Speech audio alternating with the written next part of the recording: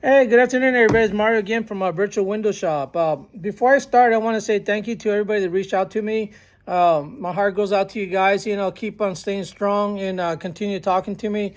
I sent a couple of letters to my lawyer and told him that hey, we're kind of getting ready now, but we're still trying to get everybody together.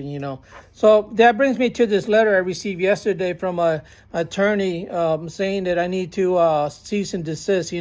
On doing these videos. I want to explain something to them that I have all the right to do what I'm doing. Is by law that I'm protected under the federal law to collaborate with other people and start this movement. So I have all the rights to do what I'm doing. They're more ticked off on the words that I use. If I said that he might be gambling or something like that, but they take my words and they take it out of context. We'll prove that later. Um, it's like they're just nitpicking these little things to make a case, which really they don't have anything. So I'm not worried about it. So if he wants to take me to court, I'll be happy to bring the documentation. So they wrote to me and told me to stop, and they mentioned a couple of things here, which I'm not even going to discuss. It's just a waste of my time right now. So, but I did respond back and I told him that this is what I wrote. I said, this letter serves a formal response to your cease and desist.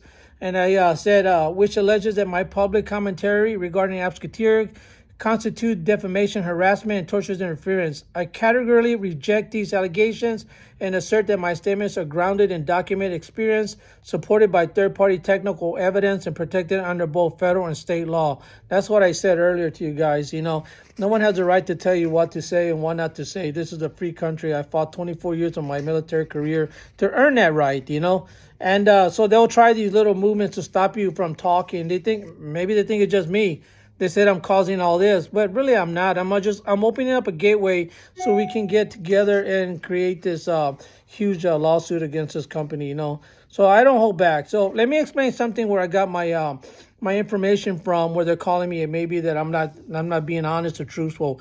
We hired a company that is known as they're the authority of the TFA, called GmbH, a globally respected software auditing firm. We hired them for our last lawyer. So they're the ones that created the whole assessment on Abscateer. This lease authority was founded by a privacy pioneer named as Zoko Wilcox. He was known for public cryptographic systems and secure applications. Clients include Mozilla, Inturion Foundation, Zcash, and others. Methodology emphasizes transparency, reproducibility, and industry standard best practices. So they're the ones that did the report for my program under Abscateers. And I'm going to read everything they said, because now everything I'm saying to you guys, they think I'm just throwing it out in the air. I'm actually talking about it on the reports we found, and you can find that. I sent a copy to the Attorney General's office, so if anybody comes after me, everything that I'm saying is I'm not just making it up. I have it all in writing. So the project was a virtual window shop application developed by Abscateer, so that's what they went under. The report concludes that the application delivered by Abscateer is not deployable, not production quality, and not maintainable, a finding that directly validates my public concerns. Now, that is written by them. I have nothing to do with it. I am just here making these videos to tell you exactly what happened, and I'm trying to see if there's other people that this happened to. And of course, the amount of people that are coming out saying the same thing, it's unbelievable. So I'm telling you guys to write back to me. We're getting closer to all this. But they also found technical evidence, and it's called organized findings from the report. Okay, so A, the backend code base, Laravel and PHP. No testing frameworks implemented. They're missing database schemas, only 3 outdated migrations, circular dependency on the undocumented setting table. Number 4, application cannot be deployed or run. Number 5, code duplication across control folders. 6, time zone override suggests offshore development. Number 7, no developer documentation. Number 8, no version control system. Number 9, single developer deduction based on poor structure and lack of collaboration. That's just the backend code base, And then it went to the mobile application code base by Ionic, Cordova, and Angular. Their number 10 is Hydrip app with poor TypeScript usage. No functional test, empty E2E folder, unused Karma setup. Number 12, no version control. 13, boilerplate documentation only. 14, chaotic dependency overlap, Cordova plus Ionic plugins. Number 15, single developer deduction based on structure and redundancy. I didn't write none of that. That's coming from a company that we hired. This is the authority they're hired by the lawyers to give us this report. They're at the top level. It's a legal process. We use legal a company to do this. So we didn't just come up with it. We didn't call a friend and say, "Hey, can you tell me about this app?" No, we hired them. Now, if you want, I'll send you the address and numbers. That if you want to test it and you have the money, these guys will be able to do all that for you. So they wrote number 4, legal ethical implication. The product delivered by Apsketeers fails to meet the basic standards implied in its own specification. It is a non-functional, non-verifiable, and non-maintainable. These deficiencies are not matters of opinion. They are documented by third-party technical firm. This is what I told that lawyer. I said, we're not making this opinion. It's not an opinionated base. This is what I'm saying is coming from a third-party technical firm that we hired through our lawyers. Now, so I don't know what they're getting at. So they're just basically trying to scare me and stop me from saying anything. But I'm not scared anymore, So the truth in the defense to defamation, public interest commentary is protected speech. Consumer protection is a civic duty, not a tort. So everything I'm saying is just to get everybody to understand that we're trying to get a coalition together, and I have the right to do that.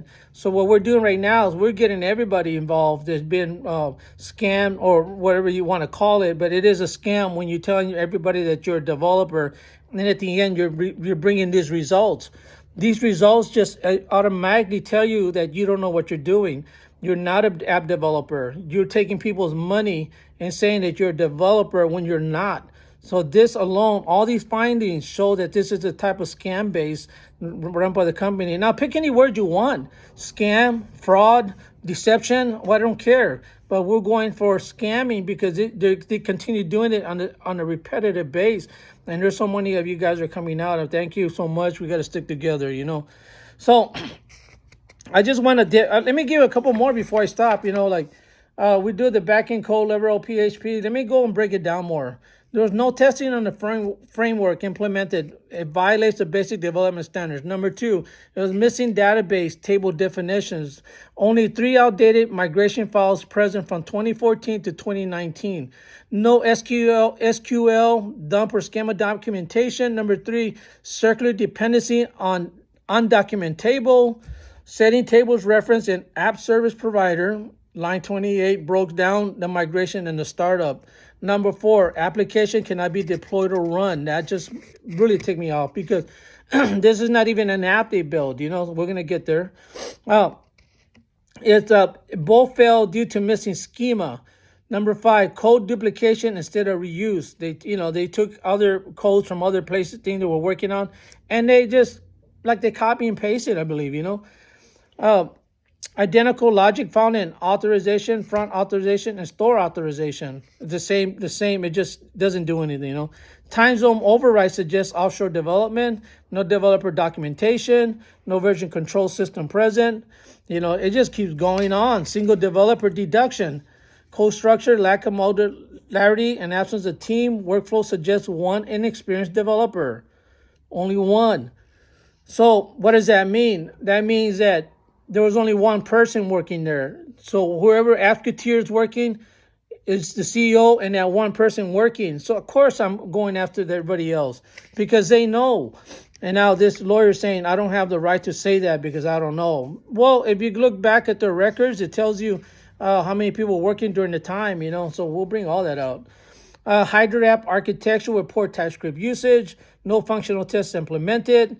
No version control system present. Boilerplate documentation only. Chaotic dependency management. Overlap between Cordova and Ionic plugins in package JSON. Loaded bundle and performance risk.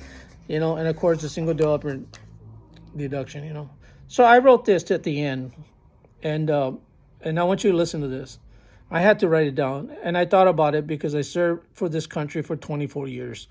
When I get a letter after we're trying to help people not lose their money, and I get a letter like this from lawyers, I don't even know why, if my fighting for this country meant anything to anybody. But what I have to wrote, I wrote, I have the right. I have the right to speak, not because I'm loud, but because I lived, because I stood in uniform, willing to die for a country that promised justice, truth, and protection for the vulnerable. I have the right to call out deception when I see good people misled, when I see veterans, dreamers, and builders hand over their hope to a hollow promise. I have the right to form coalition, not of anger, but of resolve, not of vengeance, but of vigilance. A coalition of those who've been silenced, who have been scammed, who've been told to sit down and take it. But I will not sit down. I will not be quiet. I will not let this man take another dollar from another family while hiding behind legal threats and broken codes. They say I defame, I say I defend. They say I interfered, I say I intervene before more damage is done.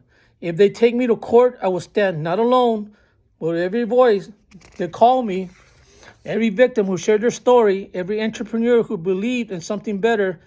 As I said, I fought for this country, now I fight for his people. And I will not stop until truth is louder than fear, until justice is stronger than intimidation, until every scam is exposed and every victim is heard. This is my oath, this is my coalition, and this is my right. Now I want to sign off now, and the last thing I have to say, they said I made 8 videos. Welcome to number 9. Thank you.